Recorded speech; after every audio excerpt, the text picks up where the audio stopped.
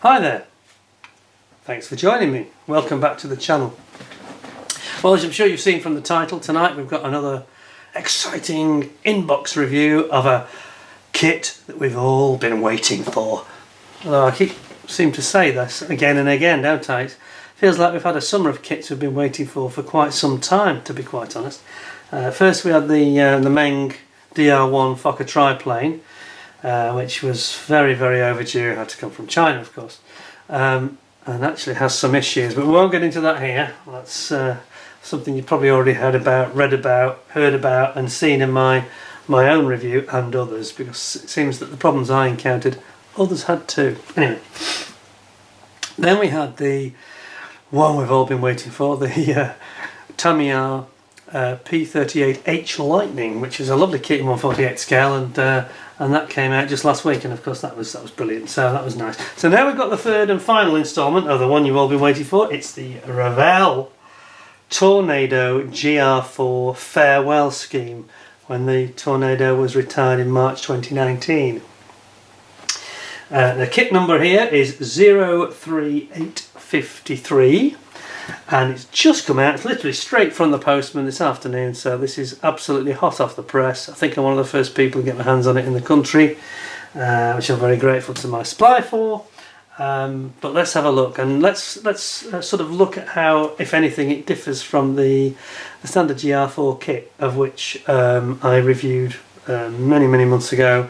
Probably about, I don't know, 8-9 months ago now, including all the extras you can get, and the weapons sets and the resin sets for undercarriage and interiors and all the rest of it. Anyway, we will, without further ado, we will get straight into it. So let's have a look at what we got. So it comes in this nice artwork with the 31 Squadron, as you can see on here. Let's just zoom you in a little bit so you can see what I'm talking about. 31 Squadron, the nice gold star on the tail, and this kit has just arrived, as I mentioned. I haven't opened it. It's completely sealed, absolutely factory sealed, as you can still see. Let's have a look at the back though, because there's some quite nice artwork. It's something that Revell have been, well, they've been very poor at this in the past. They've had some very dodgy looking models in the photographs, but recently they've got a lot better, and they do look quite nice. A nice bit of weathering, bit of detailing going on. More competent painting. Looks good to be fair. So let's have a look at then what we got. So my lights off it, and we will get the all-important knife to break the seal. Don't think it matters which end is which. We'll go this end, I think. So you can see this. Here we go. There we go. I quite like the seals, they're nice and thick, aren't they? What I don't like, of course, like most of us, is the boxes, which are this horrible end opening affair, which is pretty nasty. Well, it looks all very neatly packed. It's actually big sprue, middle sprue and small sprue, so they've done it quite logically for the look of it. Okay, well, we have to full, let's give you a full light.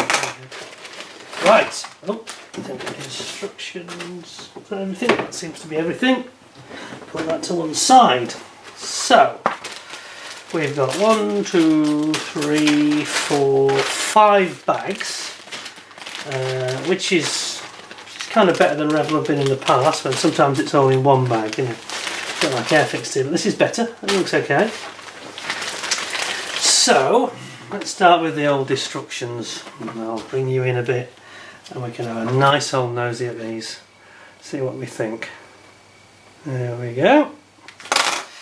So, nice photograph on the front, which is all nice colours, and this is the new sort of style Revell we've got used to recently, which is much nicer than the tragic ones they used to supply. And we're starting with, oh, looks like we've got some decals and things, we'll put those elsewhere. Oh, decals with the protective paper on the back. It's not very helpful, is it? Bit of a strange arrangement. Put that aside. Right, so let's have a looky. Shows all the sprues. You can see that nice and clear. And it also shows you the ones that are not to be used on L sprue, which is, let's see if I can find it. I may not open the bags, I've got to be honest. Is it that one? L. Let's It's a sort of a squarish one. L, L, T. Oh, I'm going to be here all day. Anyway, we won't worry about that too much. Come back to that later. But there's one that's got, the L sprue's got a few items that are actually blanked out, so obviously those are not to be used. And then you've got up to C, M, H, D. Strange arrangement of the way they nominate them. But anyway, let's get cracking into the instructions themselves. So, starts off with the construction of the ejector seat, as you can see. And I've got to say, having just glanced at it, actually, I just saw it then for a second ago. It looked, the ejector seats look really rather nice. I've lost it again. There we go. I'll show you those in a second. They look really detailed, and probably doesn't need aftermarket for that, I think. And then we've got quite a few holes to drill in the bottom of the fuselage. A bit closer so you can see what I'm talking about. There we go. And then we assemble the tub, including the nose wheel well and the tub of the cockpit on the top and the nose wheel well on the bottom. And then we insert our ejector seats, and then all the cockpit surroundings and instrumentation that goes around them, all a very snug looking fit. I have to say, I think this is pretty much standard to the Gr.4 that we're already familiar with from Revell, the earlier version with the standard markings. More drilling on the cockpit sides, and then you bring in your cockpit halves together, clear those in. You've got your Mauser cannon here. That goes in there underneath on the, what will be the right side, I think. And then you've got the outer fences that designate the side of the actual sort of monocoque of the fuselage. And then we've got our intakes, and then we start with the detailed stuff. So we start with these tricky little slots and flaps. And this is the beauty of this kit. Several experts on this kit, of which I'm not really one, but people like Nathan Robinson, he knows his stuff. He's made many of these, and he was saying that this kit is probably the best in any scale of the Tornado. So you know you're going to get a really nice kit because it has all this flap detail, which other previous incarnations from Revell and Airfix and Hobby Boss and other people have just not had them, and it looks really nice, I've got to say. You've got the interleaving of the gear that operates the swing wings, you can see it there. And then we have the fixing in like a fish plate that fixes in the arrangement on the top. And then you've got your gloves, the air glove that goes and seals it. So you've got two options, whether the wings are out, wings are in. If the wings are right in, you need to cut away a little bit more.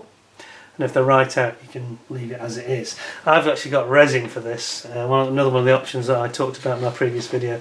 Some lovely resin detail examples, a lot of fine figuring on it, which are very nice. But anyway, and then we go to the top of the fuselage, and then ultimately the ramps for the intakes, which you can see there.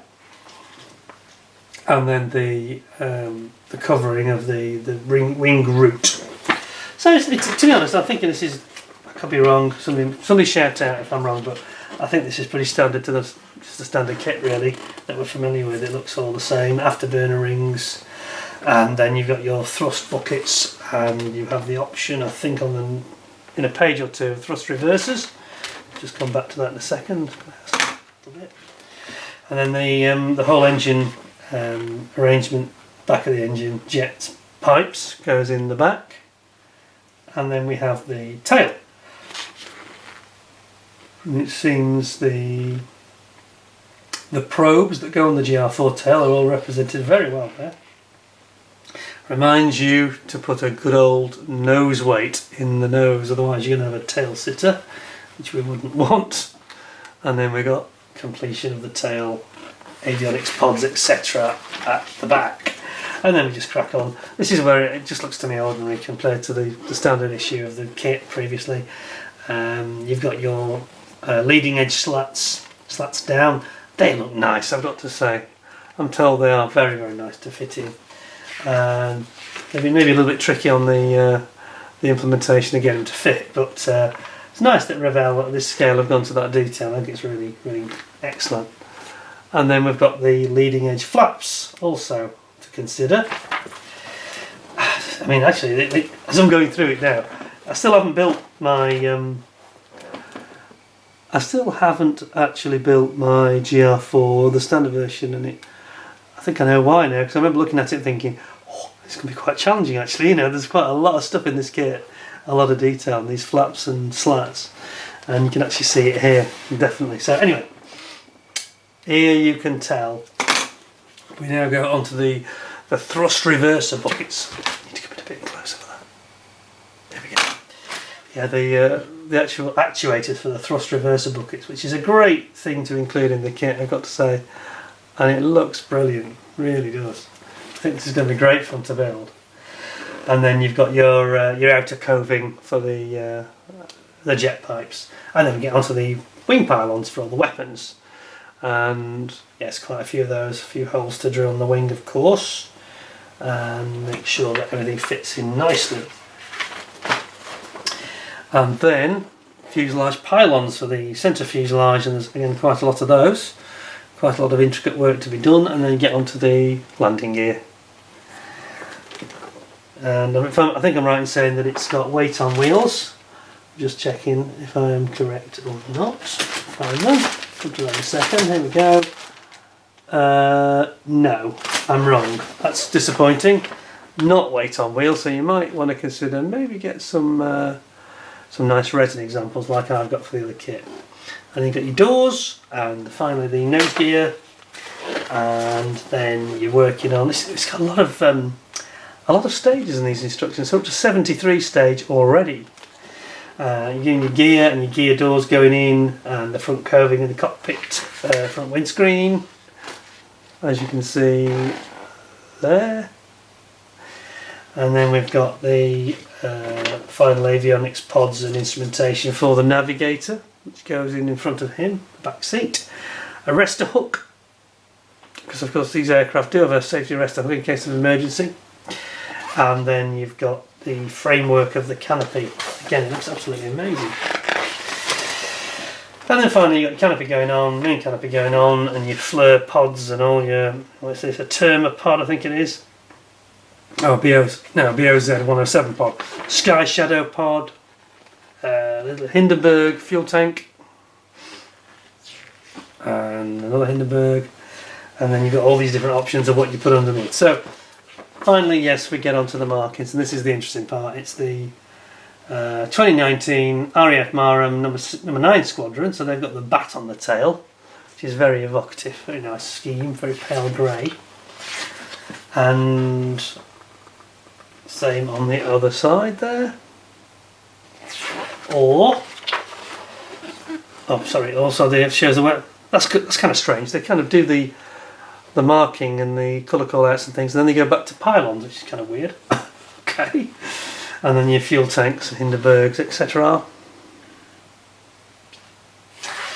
And Skyflash missile, sidewinders, and then finally, which I thought was going to be next, number 31 squadron. This is the gold star on the tail with the tornado silhouette as well, which is a very attractive scheme, I've got to say.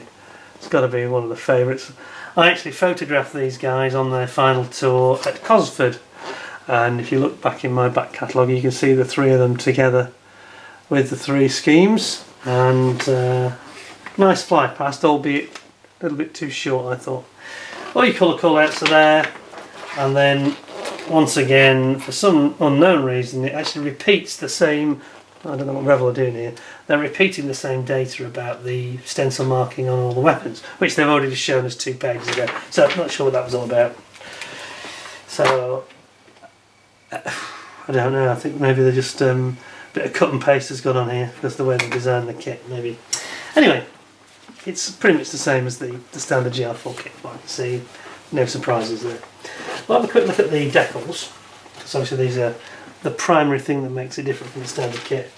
And I mean, look at that. Oh yes, these are nice. These are really good. Look at this. So you've got this is the shadow tornado sort of shadow image for the 31 squadron decals. Look at that. Those are lovely. Oh, yes, that's really nice. Very fine. And you got your gold star with the sort of two-tone gold shadow. And then there's the number 9 squadron, the bats that goes on the tail. And then a whole load of instrumentation decals, which looks pretty impressive actually. Yeah, those are nice.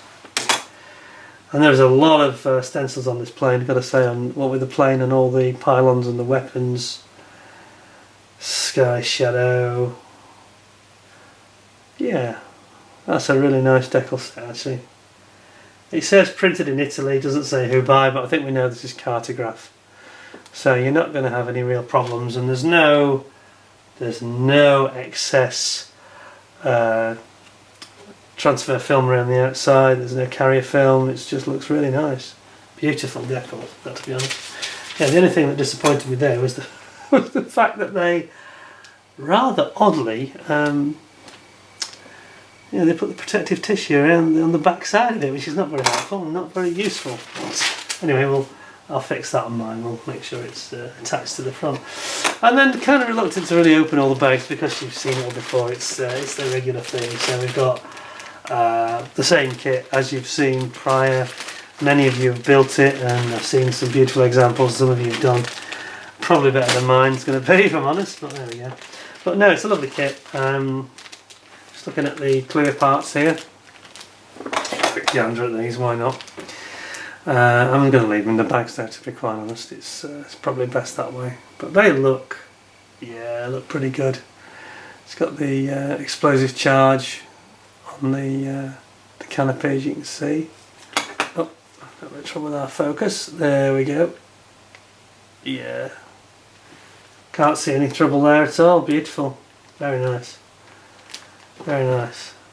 And it's got the window for the... Is it the flare pod, one that's on the nose? Which there were some problems, weren't there, with this on the where are we? Here. Can you make that out? I think it's part number 173. Looks like. Yeah, there were some problems with this. The previous version, that was the big seller, the GR4.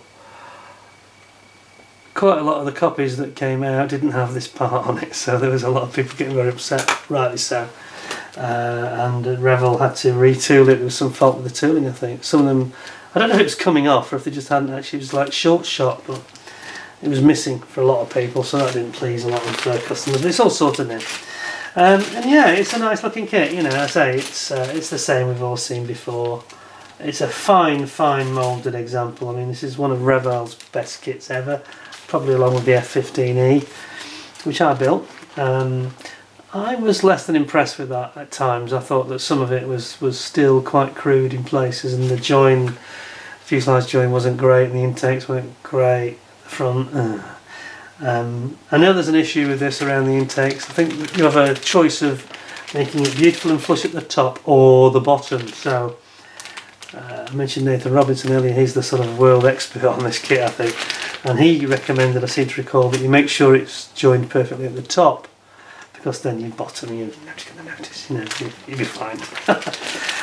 So that's the way to go. Make sure that the top looks okay, and don't worry too much about the underneath. It'll only be out by a fraction of a millimetre anyway. But no, it's a nice kit. I say I'm not going to open it all up now. I think it was just for everybody who's seen the stuff all before. So you've kind of seen the differences, i.e. really the decals, to be honest. Everything else is standard to the kit we've seen in the past. So what's the point? He says, kicking the camera. There's not much point in going through that, so we'll just leave it at that, I think, really. But anyway, I hope you enjoyed seeing it. It's a nice kit, and I think I paid something really crazy. I think it was cheap. I think it was £21 I paid for this, including post and packing, so I think it's really a bargain. What's not to like at 21 quid, you know? I mean, it's, as I said, Nathan, I keep quoting him, but it's probably the best Tornado at any scale by any manufacturer, so at that sort of money, go and get it, you know. And I think it'll be quite a short run, so you probably want to pick one of these up if you can fairly soon, because I think they'll discontinue it real quick, because they think there's a short window, you know. So really, I would say, based on what I've seen and what I've known from the previous kit, what I've seen of that one, I think it's a real corker, really. I think at the price, it's probably a 9 out of 10, you know. I mentioned there's some fit issues, but I haven't actually tried that yet, so I have to reserve my judgment. But I think it's value for money. It's an absolute corker. I think it's a really good value proposition. And if you've only got, you haven't got a lot of brass at the moment, coronavirus is biting, or you're having problems with your income, get yourself this. It's probably going to last you 2 or 3 months if you take it really careful and slow and build it nicely. And for 21 quid, you're not going to get anything better than that really on the market, are you? So there we go. Anyway, hope you enjoyed the video. I know it's quite a brief one this time, but I thought I would just keep it nice and tight. Thanks for joining me. Please keep looking at the channel. Any other exciting new developments coming along soon. We're expecting not sure when, but we're expecting this Airfix Buccaneer 172nd and the Airfix Vulcan in 172nd, which are due in November, so we're not that far away. I think it might be maybe New Year before we see those, but we will keep our fingers crossed and keep looking out for them. And in the meantime, if you enjoyed what you saw on the channel, please like, share and subscribe, and I hope to join you in the not too distant future with some more exciting videos of things that you may find interesting again. And in the meantime, look after yourselves, stay safe. Thanks for joining me, and bye for now.